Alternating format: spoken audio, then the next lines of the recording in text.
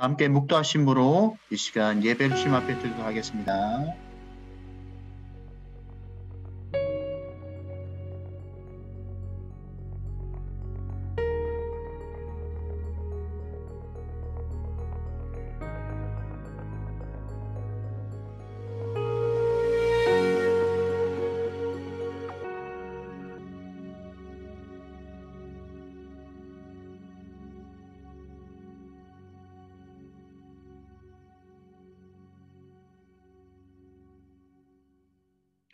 사랑과 은혜가 충만하신 우리 하나님, 이 시간 우리가 주일 예배로 하나님 앞에 날아갑니다.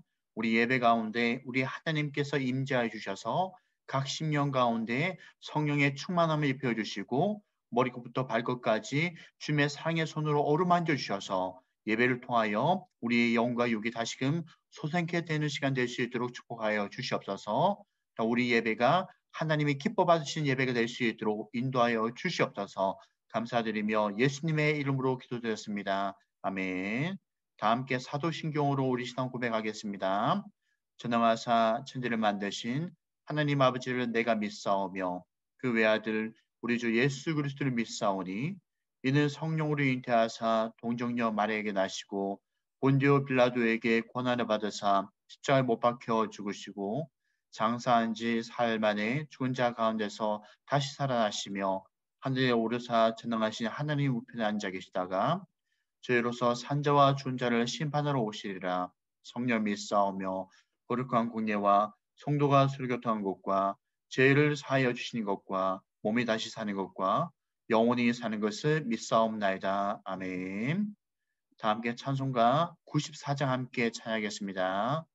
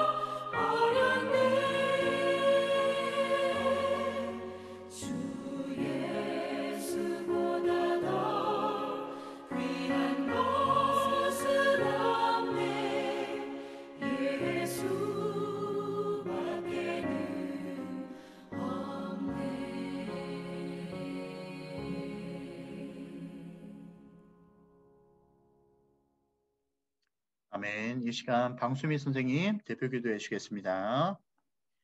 네, 기도하겠습니다. 사랑이 많으신 하나님 아버지, 이렇게 좋은 날씨에 고등부 예배에 함께해 주신 감사합니다. 코로나 팬데믹 상황에도 시험은 봐야 하는 이 현실 속에 우리 고등부 친구들 지난 한 주 중간고사로 심신이 많이 지쳐 있습니다. 결과에 너무 연연하지 말고 지친 심신에 여호와 라파의 은혜로 치료해 주셔서 다시금 심기일전해서 후회 없는 최선으로 더 나은 다음을 준비할 수 있는 힘과 능력 주시길 간절히 바라고 원합니다. 우리의 일상을 함께 하시는 하나님 아버지, 아무쪼록 코로나의 위험 속에 우리들을 지켜주시고 우리가 어디에서 무엇을 하든지 주님이 함께 해주심을 믿고 주님을 1순위로 두고 살아가며 주님이 내 앞에서 지켜보신다는 신전의식의 믿음으로 주님의 기쁨이 되는 하루하루를 살아갈 수 있도록 인도하여 주시옵소서. 지금 너무 좋은 날씨에 하고픈 건 많지만 주님의 귀한 도구로 사용되기 위하여 연단되는 이 과정 속에 주님의 축복으로 세상의 유혹을 극복하고 승리할 수 있는 힘과 능력 주시기를 원합니다. 무엇보다 원하기는 우리 아이들과 선생님들 어디에 있든지 무슨 일을 하든지 주님의 향기를 전하는 선한 영향력을 끼치는 본이 되는 그리스도인으로서 부족함 없도록 우리의 삶을 인도하여 주시기를 간절히 원합니다. 오늘 말씀 전하시는 목사님께도 성령의 촉촉한 담비로 그 말씀 가운데 힘과 능력 주시고 그 말씀으로 한 주간 살아감에 부족함 없도록 감사와 찬양이 함께하는 한 주간 보내고 다시 만날 수 있기를 바라옵니다.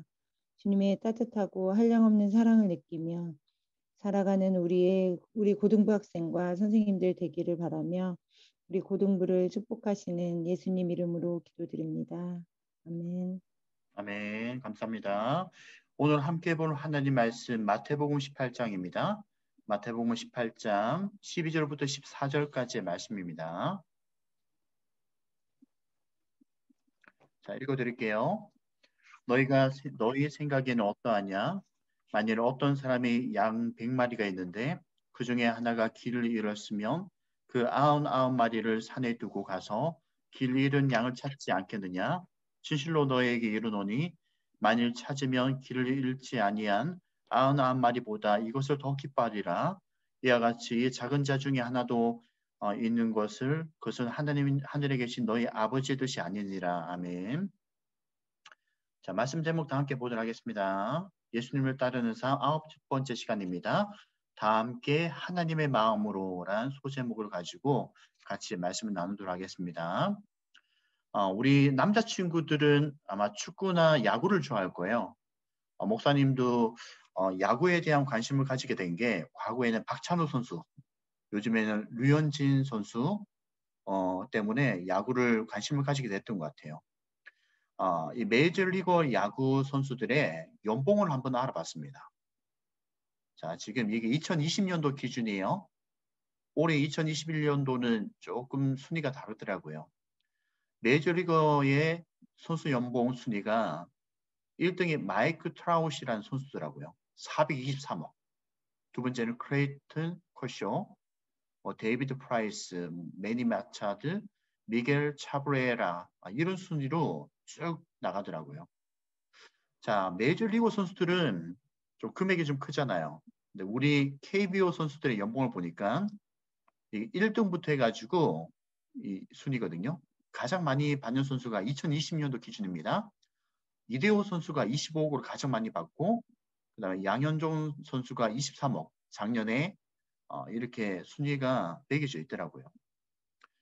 근데 메이저리그 같은 경우 이야기 들어보니까 참 메이저리그 선수 같은 경우는 그나마 연봉도 있고 그리고 음식 나오는 것도 아주 좋게 잘 나온다고 하더라고요. 근데 마이너 리그 선수들은 이 금액이 너무 적다 보니까 돈을 버는 것이 너무 적다 보니까 참 힘들게 자기가 알바를 하면서 운동을 하는 선수들이 많다고 하더라고요. 목사님이 이런 모습들을 보면서 무슨 생각이 들었냐면은 참 세상의 기준과 특별히 하나님의 기준은 다르다는 생각을 많이 들었었습니다. 야구뿐만이 아니잖아요. 모든 세상에 돌아가는 흐름들을 보게 되면 세상의 기준은 어떤 기준이죠? 능력과 수준에 따라서 사람의 가치를 매기더라고요. 그렇지만 하나님의 기준은 다릅니다. 하나님은 존재 자체에 집중을 하시더라고요. 한 명의 사람의 존재에 집중하더라는 것이에요. 세상의 기준은 사람이 가지고 있는 능력과 수준에 따라서 그 가치를 측정하더라는 것이죠.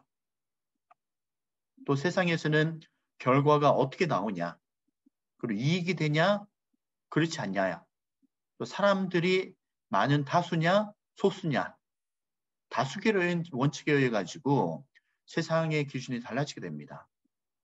그러나 하나님의 기준은 어떻습니까? 한 사람으로 시작해서 마지막으로도 사람들에게 관심을 가지시더라고요.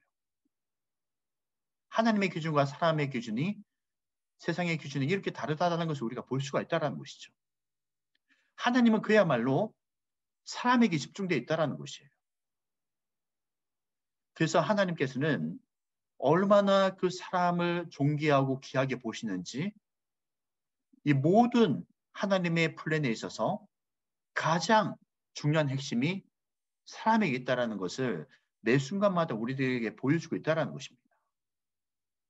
자, 특별히 하나님께서 사람을 향한 마음을 나타내 줄 수 있는 것을 찾을 수 있는 본문들이 있어요.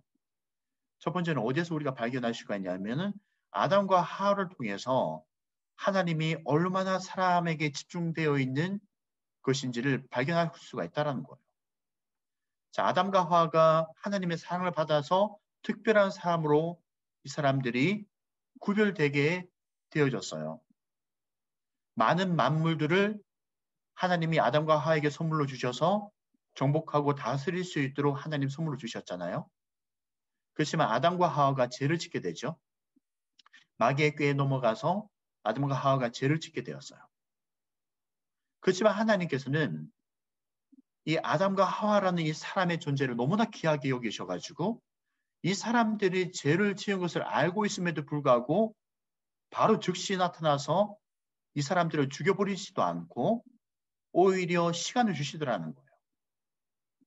이 사람들이 스스로 뉘우칠 수 있는 시간, 반성할 수 있는 시간을 주시더라는 거예요. 그리고 아담과 하와를 부르십니다. 어떻게 부르시냐? 내가 어디 있느냐? 사실 문장으로 짧게 내가 어디 있느냐라는 이 문장으로 성경이 기록되어 있긴 하지만 우리가 한 문장이라고 하더라도 어떻게 말투와 억양을 가지고 표현을 하냐에 따라서 문장의 느낌이 다르잖아요. 어떤 뉘앙스를 가지고 있냐에 따라서 이 문장의 느낌이 달라지는 것처럼 단지 텍스트의 하나의 문장이긴 하지만 하나님께서 내가 어디 있느냐라는 이 물음에는 간절히 찾는 마음, 사랑의 마음을 담아서 이 사람들이 어디 있느냐라는 간절하고도 애틋한 마음을 담아서 아담과 하와를 찾고 있는 문장이라 볼 수가 있어요.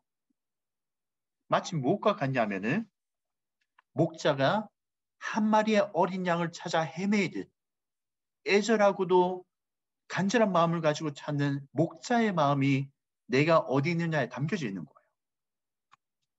그리고 탕자를 알잖아요. 아버지의 품을 떠난 탕자. 그렇지만 아버지는 그 탕자가 오기를 기다립니다. 왜냐? 사랑하기 때문이죠. 그런 사랑과 인애의 마음을 가지고 아담과 하와가 죄를 지었다고 하더라도 하나님은 찾는 거예요. 내가 어디 있느냐? 아담아, 내가 어디 있느냐? 하와야, 내가 어디 있느냐? 이게 바로 하나님께서 우리 사람을 향한 마음이라고 볼 수가 있는 거예요. 또 이뿐만이 아니에요. 사람을 향한 하나님의 특별한 마음을 어디서 또 발견할 수가 있냐면은 여러분들 소돔과 고모라 땅을 멸망시켰던 그 장면 여러분들이 아실 거예요. 자, 그런데 이 소돔과 고모라를 멸망하기 전에 하나님이 얼마나 신중하고 심사숙고하는지를 몰라요. 세 가지를 통해서 하나님 마음을 알 수가 있어요. 하나님의 본심을 우리가 깨달을 수가 있습니다. 자, 첫 번째는 여러분들 아브라함이 헤브론이라는 곳에서 살고 있었어요. 소돔과 고모라에서 헤브론까지는 보시다시피 거리가 상당히 먼 거리예요. 자, 하나님께서 소돔과 고모라 땅을 바로 곧바로 갈 수가 있었어요. 그런데 헤브론을 가는 거예요. 헤브론과 소돔과 고모라가 거리가 먼데도 왜 하나님께서 하필 아브라함이 거주하고 있는 헤브론을 갔냐라는 거죠. 그 다음에 두 번째는 어떤 의구심을 가져야 되냐면은 하나님은 전지하신 분이잖아요. 전지하다라는 것은 무엇이든지 아시는 분이세요. 그리고 전능하다라는 것은 무엇이든지 할 수 있는 분이세요. 전지전능하시는 하나님께서 사실 소돔과 고모라 땅을 직접 가실 필요도 없어요. 소돔과 고모라가 얼마나 죄악이 관영한지 아시는 분이 왜 굳이 천사들을 동원해서 소돔과 고모라 땅을 직접 보겠다고 가시겠습니까? 금방 두 가지 이유를 생각해 보셔야 돼요. 왜 거리가 먼데도 불구하고 헤브론 땅 가서 아브라함 만나셨는지. 두 번째, 전지전능하신 하나님께서 왜 모든 것을 아시는 분이 굳이 소돔과 고모라 땅을 직접으로 가셨냐라는 거죠. 그리고 세 번째는 창세기 18장 22절을 보게 되면 하나님의 마음을 알 수가 있어요.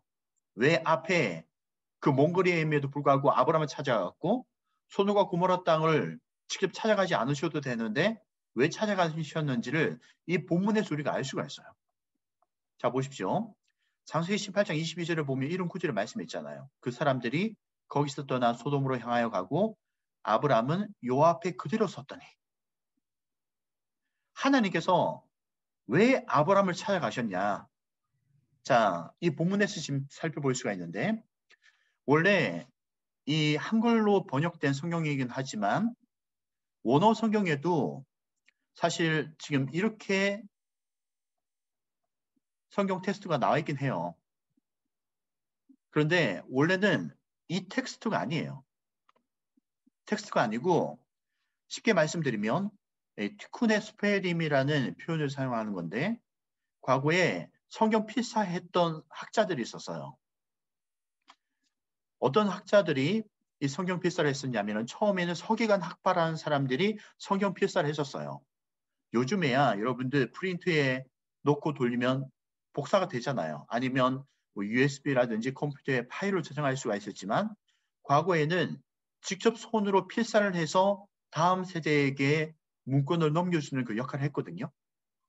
성경도 마찬가지예요. 오늘날 우리에게 헬라어나 히브리어 성경이 그대로 전해지게 된 이유가 뭐냐? 필사했던 그 과정들이 있었기 때문이에요. 필사하는 과정을 그 역할을 했던 사람들이 처음에는 서기관 학파 사람들이 이 역할을 했었어요. 자, 그런데 이 서기관 학파 사람들이 티쿠네 쇼페림이라는 이 18개의 구절을 작성을 했어요.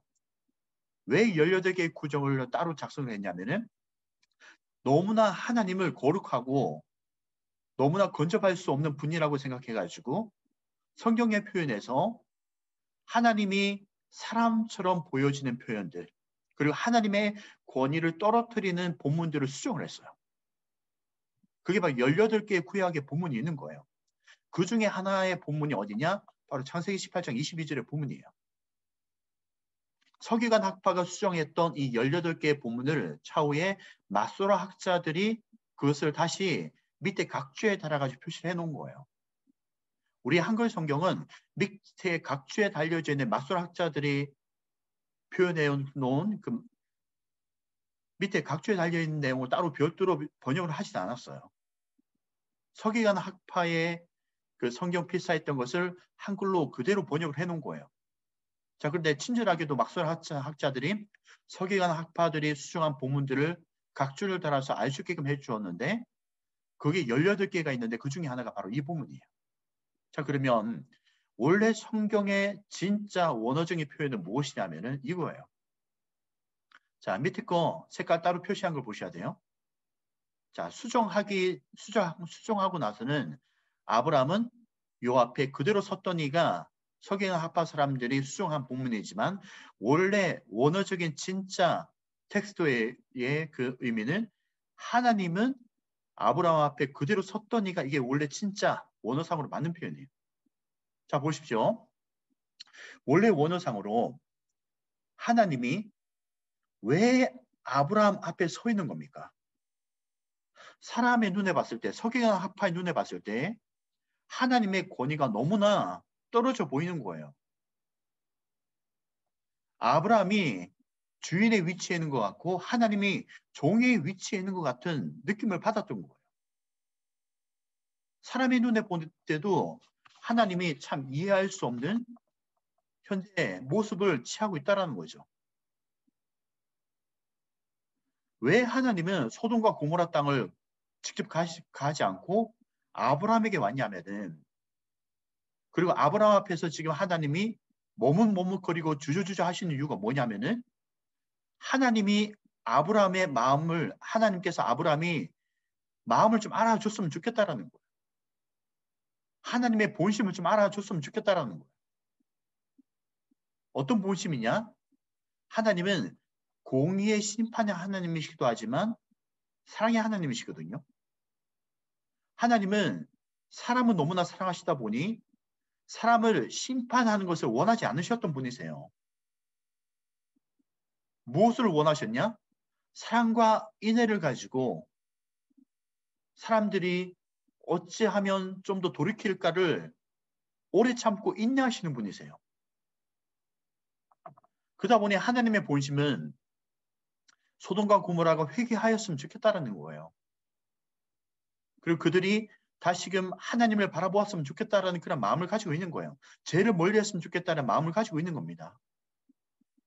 그렇게 하나님께서 지금 아브라함 앞에서 머뭇머뭇거리면서 아브라함에게 네가 내 마음에 진심을 좀 알았으면 줬으면 좋겠다라고 지금 계속 아브라함 앞에서 왔다 갔다 주저주저 하면서 있는 거예요.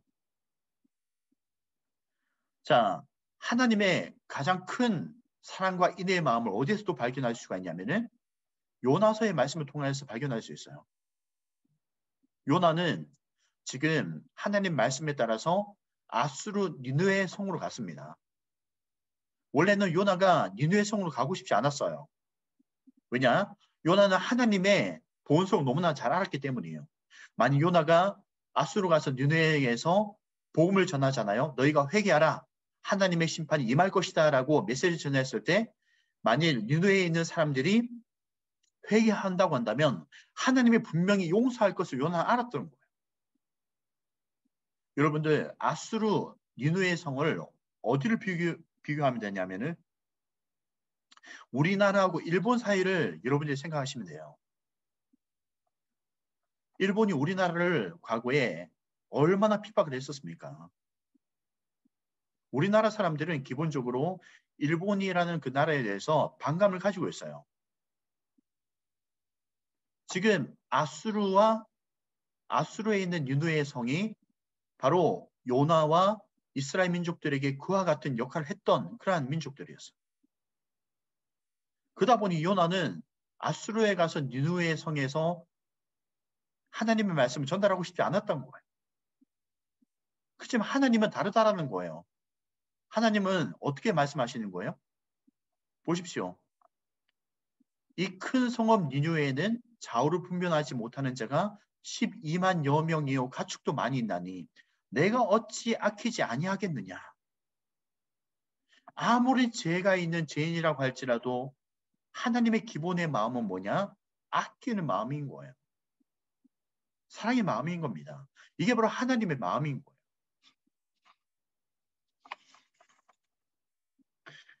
이 하나님의 마음을 잘 알았던 사람들이 하나님의 사람들이었었어요.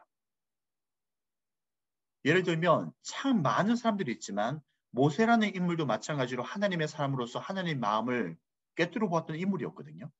하나님이 하도 이스라엘 백성들이 자꾸 오만하고 불평하고 하나님을 떠나려고 하다 보니까 하나님께서 이스라엘 백성들을 내치려고 했었어요. 진짜 사실은 내치려고 했던 본심의 마음은 아니었던 것 같아요. 모세한테 투정을 부렸어요.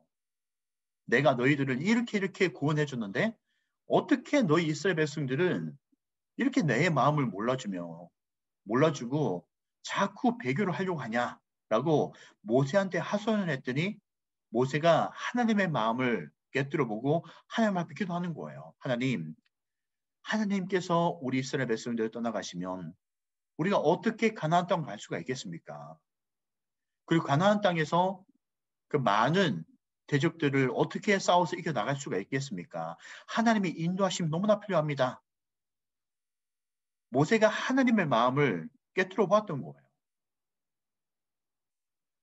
또한 하나님의 사람들 가운데서 예레미야라는 인물이 있었어요. 예레미야의 별명이 뭐냐면은 눈물의 사도거든요. 이 눈물의 선지자예요. 왜 눈물의 선지자냐면은 이스라엘 백성들이 그 죄 때문에 심판을 당해요.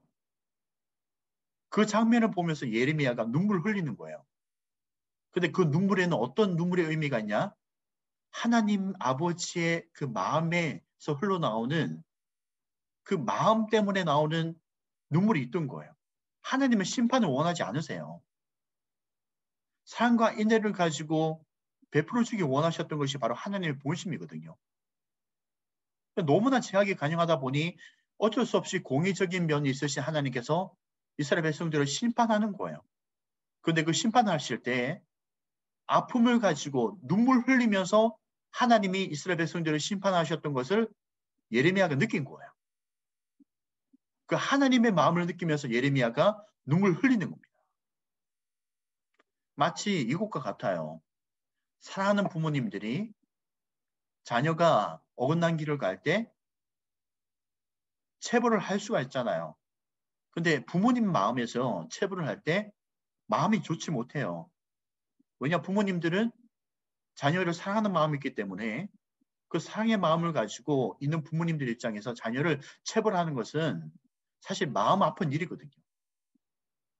그 마음을 하나님의 마음인데 이 하나님의 마음을 하나님의 사람들이 알았다는 것이에요.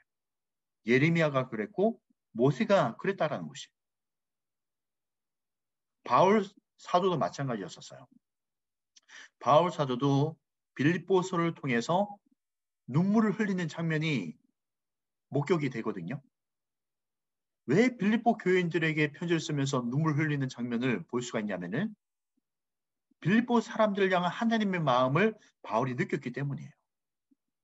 하나님의 사랑의 마음을 느꼈기 때문에 바울이 서신을 쓰면서 눈물을 흘리며 하나님 아버지의 마음을 가지고 뜨겁게 그들을 위하여 사랑의 마음으로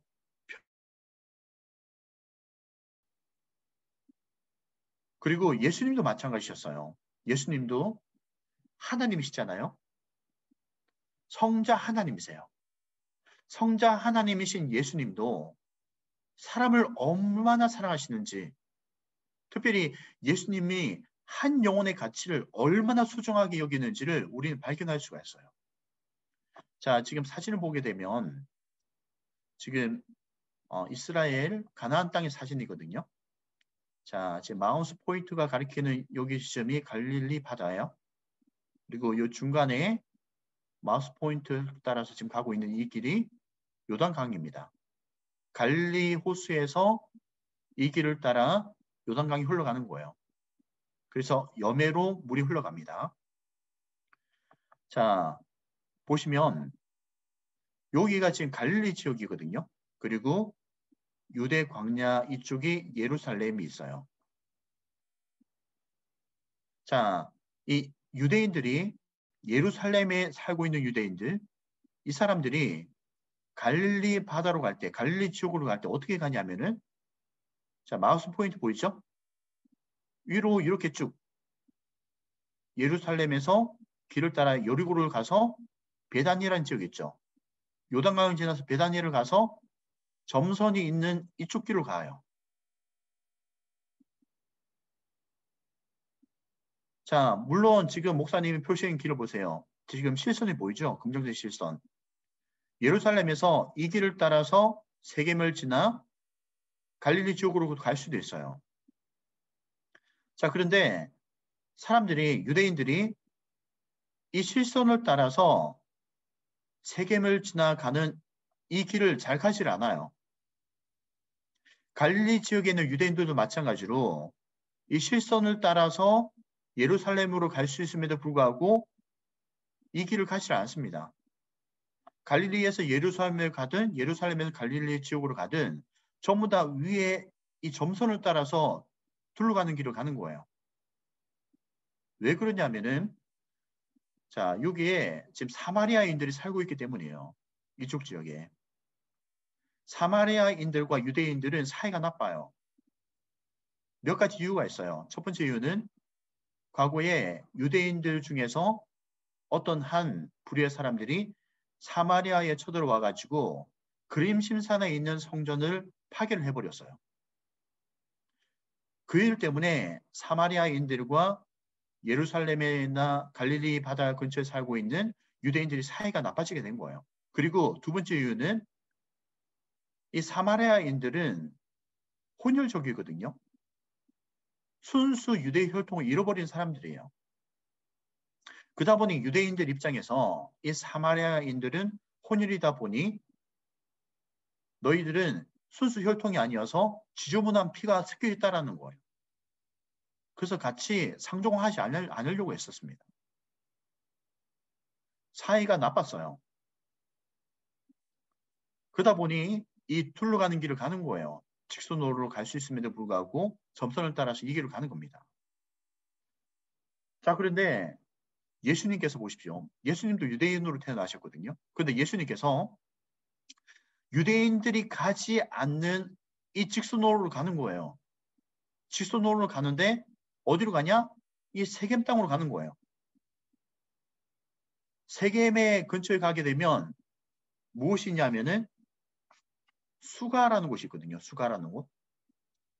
이 수가라는 곳에 가가지고 누굴 만나기 위해 이곳을 가냐면은 한 여성을 만나려고 이곳을 가는 거예요. 근데 생각해 보십시오. 이 여성이 우물가로 나왔었어요. 우물가로 나온 시간이 제 6시가 되는 거예요. 예수님께서 아까 이 길을 필히 통과하려는 이유가 뭐냐면은 이 6시라는 시간을 맞추셔서 이 시간에 나오는 그 여인 한 명을 만나기 위해 이 길을 가신 거예요. 보십시오. 유대인들은 사마리아인을 상대를 하지 않거든요. 개 취급을 했었어요. 짐승 취급을 했었습니다. 그런데 예수님은 이 여인을 만나기 위해서 유대인들이 가지 않는 그 험한 길을 가는 거예요.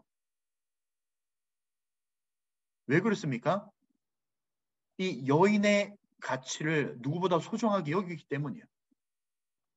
이 여인이 뭔가 머리가 탁월하다라든지 사회적으로 명성 있는 사람이 아니에요.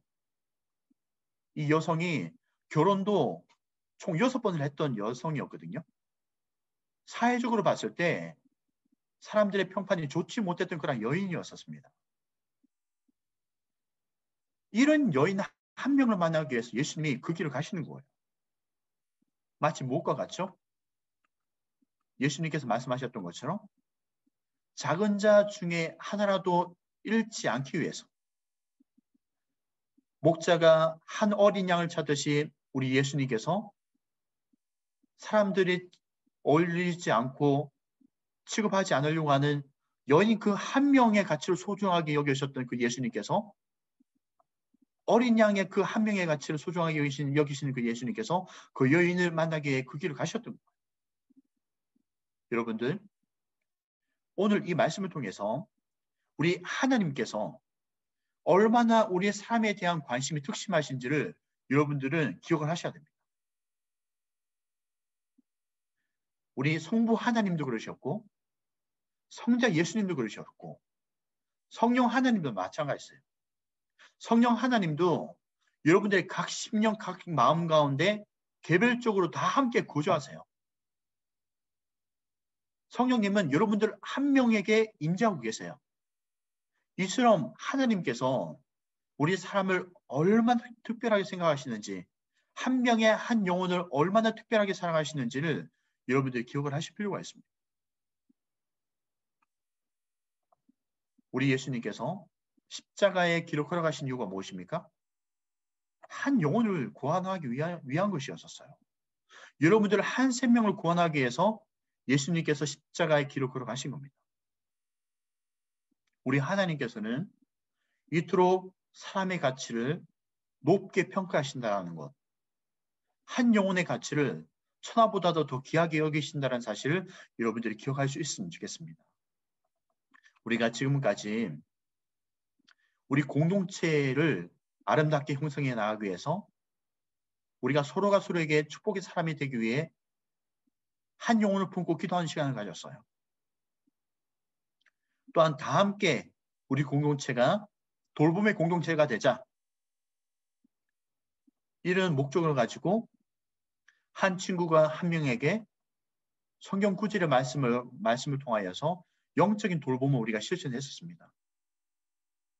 그리고 저번 주에는 다 함께 그리스도 안에서 한 마음 한 뜻을 가지고 서로가 서로에게 관심의 돌봄을 해 나가자, 공동체에 우리가 3주 동안 집중을 해 나갔었어요. 이번 주도 마찬가지입니다. 이번 주는 하나님의 마음을 가지고 한 사람의 영혼의 가치를 높게 평가하시는 그 하나님의 마음을 가지고, 예수님의 마음을 가지고 우리가 돌봄의 짝을 위해서 주일 예배 함께 참석하기를 할 수 있으면 좋겠어요. 여러분들, 예수님의 마음, 하나님의 마음은 한 영혼의 가치에게 있어요. 한 영혼에게 집중되어 있어요.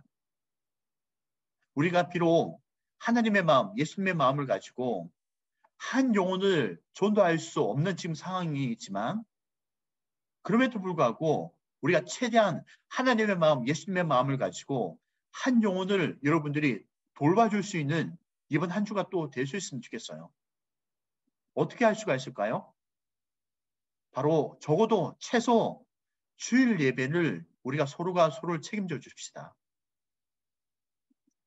여러분들 돌본 짝 한 명만 여러분들이 집중할 수 있으면 좋겠어요. 그 한 영혼을 위해서 얼마나 하나님께서 애를 쓰시는지 우리가 오늘 말씀을 통하여서 확인할 수가 있잖아요. 특히 예수님을 통해서 우리가 확인할 수가 있잖아요. 한 영혼을 얼마나 귀하게 여기시는지를 오늘 말씀을 통해서 우리가 확인할 수가 있었습니다. 그렇다면 우리는 하나님의 자녀로서, 예수님께 은혜를 입은 삶으로서 최소 나의 돌봄자 그 한 명의 영혼을 살리는 일을 해야 되지 않겠어요? 그 영혼을 살리기 위해서는 우리가 많고도 많은 일이 있을 수도 있겠지만 주일 예배를 서로가 책임져 줍시다. 토요일 날 미리 한번 연락을 해주는 거예요. 그리고 주일 당일날 12시 우리가 예배잖아요. 12시 예배 드리기 전에 그 친구에게 여러분들이 서로 연락을 해서 우리 함께 예배를 드리자 라고 하며 12시 같이 주일 예배를 참석하는 거예요. 이것이 바로 하나님의 마음으로, 예수님의 마음으로 우리가 하나 되는 겁니다. 우리가 지금 많은 것을 할 수 없는 상황입니다. 사실 하나님의 마음은 죽어져가는 영혼, 그 영혼에게 집중되어 있거든요. 할 수 있다면 그 죽어가는 그 영혼에게 우리는 예수 그리스도의 복음을 전해야 돼요. 그렇지만 지금 상황이 그렇지를 못하잖아요. 교회에 올 수 없는 상황이에요. 그렇다고 한다면 최소 우리와 함께 공동체를 이루고 있는 여러분들 한 명의 친구는 여러분들이 책임을 지어줘야 되지 않겠습니까? 하나님의 마음으로, 예수님의 마음으로. 그래서 여러분들이 이번 주뿐만 아니라 이번 5월달 한 달을 여러분들이 매주일마다 여러분들의 돌봄자 한 명에게 연락을 해가지고 같이 주일 예배를 참석할 수 있는 이번 5월달 한 주가 될 수 있으면 좋겠습니다. 하나님 마음을 가지고 예수님의 마음을 가지고 그 한 친구를 책임져 주십시오. 그래서 5월 한 달 그 친구에게 주일 예배 같이 참석하자라고 서로 연락을 해가지고 꼭 예배를 우리가 함께 드림으로 하나님의 마음으로 예수님의 마음으로 우리 공동체가 주님 앞에 기쁨이 될 수 있는 아름다운 공동체에 일어나갈 수 있기를 주의 이름으로 축원합니다. 기도하겠습니다. 사랑의 하나님 감사드립니다. 오늘 말씀을 통하여 하나님의 사랑의 마음, 예수님의 마음이 한 사람에게 집중되어 있다는 사실을 알게 하셨습니다. 하나님, 오늘 이 시간 이 말씀을 통하여 우리 친구들이 죽어져가는 그 영혼, 그 한 명의 영혼을 향하여 하나님 아버지의 마음, 예수님의 마음을 느낄 수 있기로 합니다. 물론 지금 상황 자체가 우리가 전도를 할 수 있는 상황이 아닙니다. 그렇지만 최소 우리가 하나님의 마음을 가지고 예수님의 마음을 가지고 나의 돌봄의 짝 그 한 명의 친구를 위해 우리가 예배를 같이 드리는 아름다운 예배 공동체에 일어나갈 수 있는 귀한 5월달 한 달이 될 수 있도록 도와주시옵소서. 우리 친구들 한 영혼을 품기로 합니다. 이번 5월달 한 달 동안 나의 기도의 짝, 나의 돌봄의 짝, 그 한 명의 친구, 이 한 명의 친구만이라도 이 아이의 영혼을 위해서 내가 주일 예배를 권유하고 함께 독려하여서 예배를 놓치지 않게끔 책임져 줘야 되겠다. 이런 간절한 마음을 가지고 우리 친구들이 이번 한 달 동안 5월달 동안 친구를 책임져 줄 수 있는 귀한 축복의 사람 될 수 있도록 도와주시옵소서. 하나님의 마음을 우리에게 보여주시옵소서. 예수님의 마음을 보여주시옵소서. 한 영혼을 소중하게 여기고 그 가치를 높게 평가하는 귀한 주님의 마음을 가지고 한 영혼을 책임져 나가는 귀한 우리 모든 사랑하는 친구 될 수 있도록 축복하여 주시옵소서. 예수님의 이름으로 기도드렸습니다. 아멘. 축도하겠습니다. 이제는 우리 주 예수 그리스도의 은혜와 하나님의 사랑과 성령님의 감하심과 교통하심과 충만하심이 오늘 예배를 통하여 하나님의 마음을 깨달아 특별히 예수님의 마음을 깨달아 한 영혼의 가치를 소중하게 여기고 이번 한 달 동안 나의 돌봄의 짝을 예배 자리로 인도하여 함께 영혼을 돌보나가고 함께 예배를 드리기를 결단한 우리 사랑하는 친구들과 또 우리 모든 사랑하는 주님의 자녀들을 위해 이제로부터 영원토록 함께 있을지어다. 아멘. 사랑하며 축복합니다. 오늘 말씀대로 여러분들이 정말 하나님의 마음을 좀 알았으면 좋겠습니다. 예수님의 마음을 우리의 마음으로 담아서 여러분들이 많은 것을 할 수 없지만 지금 계속해서 강조하지만 여러분들의 돌봄장 한 명, 그 한 명을 책임져 주십시오. 그래서 주일날 예배 빠지지 않고 그 한 명과 함께 여러분들이 예배 공동체에 일어나갈 수 있는 귀한 5월달 한 달이 될 수 있기를 주의 이름으로 축복합니다. 이 시간 광고 시간 갖도록 하겠습니다. 끝나무 고등부 주일 예배에 참여해주신 모든 분들을 주의 이름으로 축복하고 사랑합니다. 다음 주도 온택트 주일 예배로 드려집니다. 시간을 맞추어 줌에 접속해주시고 반드시 이름을 학년반 이름으로 설정해주세요. 다음 주 대표 기도는 손현아 선생님이십니다. 4월 생일자 축하 시간이 있겠습니다.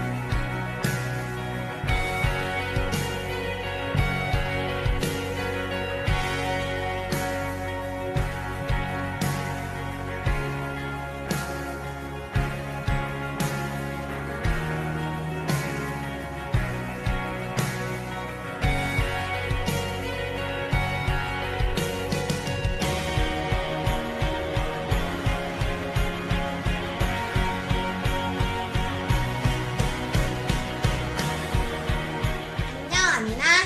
안녕 유성아. 5월 가정의 달을 맞이해서 엄마랑 아빠가 우리 아민이랑 유성이에게 영상 편지를 보내고 있어. 엄마랑 아빠가 우리 아민이랑 유성이에게 하고 싶은 얘기는 먼저 우리 아민이의 이름의 뜻은 아멘이야. 우리 유성이 이름의 뜻은 오직 거룩이야. 엄마랑 아빠는 너희들이 각자의 이름의 뜻대로 오직 믿음 안에서 하나님의 자녀로 자라가기를 항상 기도해. 엄마와 아빠의 예쁜 딸과 귀여운 아들로 봐줘서 너무 고맙고 또 하나님께 감사해. 사랑해. 샤론아, 내가 기도하며 소망했던 사모의 자리에 있게 됨을 고맙고 고마워. 기도하는 사모가 되어주렴. 조 전도사의 사역의 길에 내조 잘하는 기도하는 사모가 되어주길 바래. 우리 손녀딸 하연아, 이 세상에 태어나서 우리에게 소망과 기쁨을 주어 고맙다. 건강하게 잘 자라서 하나님께 귀하게 쓰임받는 우리 하연이가 되길 바래. 사랑한다. 사랑하는 경일아, 아들 경일아, 너가 사랑하는 아내도 있고 또 우주도 있잖아. 근데 그렇게 참된 평안을 누리려면 정말 아빠도 경험해봤지만 그 하나님 안에서의 그 참 평안이 정말 참된 평안이더라고. 그리고 그 사랑하는 정말 내 자녀를 하나님을 아는 가운데서 이렇게 양육시킨다는 게 너무나 행복한 것 같아. 그래서 네가 사랑하는 그 우주가 정말 하나님 말씀 가운데 이렇게 성장할 수 있도록 그 분위기를 만들어주는 게 아비된 자로서 굉장히 중요한 것 같다. 또 이번에 새롭게 또 우리 가족이 된 우리 강서방에게도 당부하면 정말 자네가 하나님을 모르지는 않는 상황이기 때문에 더 하나님을 알아가는 강서방이 돼서 행복한 가정, 하나님이 만드신 그 아름다운 가정을 은지와 함께 이루어 갔으면 너무나 고맙겠다. 사랑해.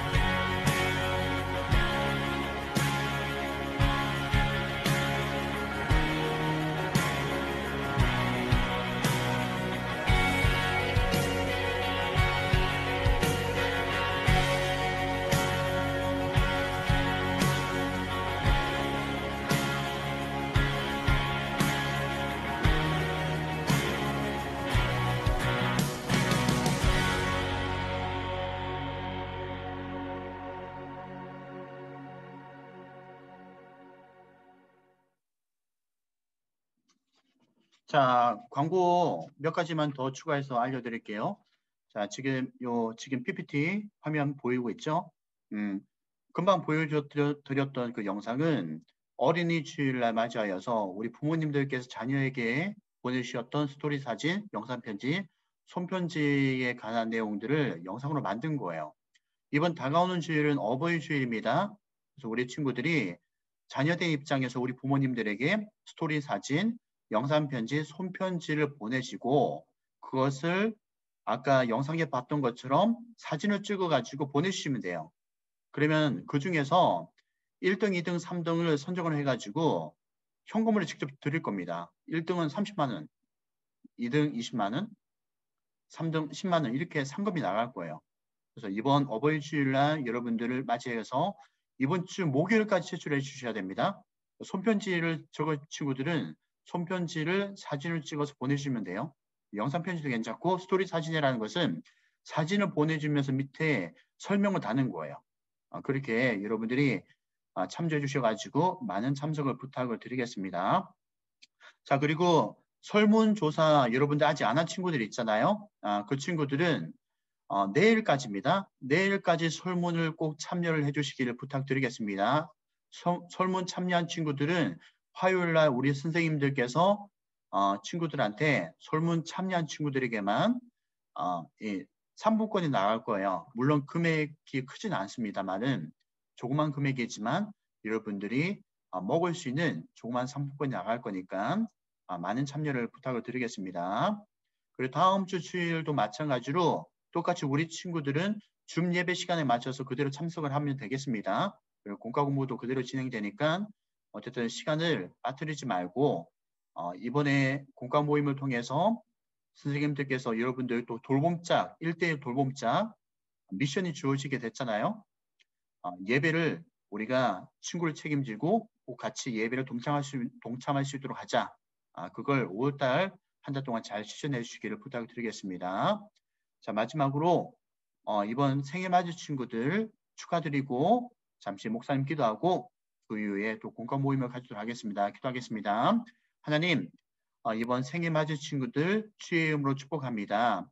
우리 모든 친구들 가운데서 특별히 생일 맞은 친구들 무엇보다 영육간의 건강을 더하게 해주시고 하나님의 마음을 알아 하나님의 마음을 시원케 해드리시는 귀한 축복의 삶을 살아갈 수 있도록 도와주시옵소서. 또 생일 맞은 친구들 다음 생일 때까지도 건강하게 하루하루 생활을 잘 해나갈 수 있도록 도와주시고 주어진 모든 삶 가운데 하나님의 축복을 충만하게 누리는 귀한 삶을 누릴 수 있도록 인도하여 주시옵소서. 감사드리며 예수님의 이름으로 기도드렸습니다. 아멘. 사랑하며 축복합니다. 다음 주 보도록 할게요. 자, 이 시간 우리 선생님들과 함께 시간을 갖도록 하겠습니다.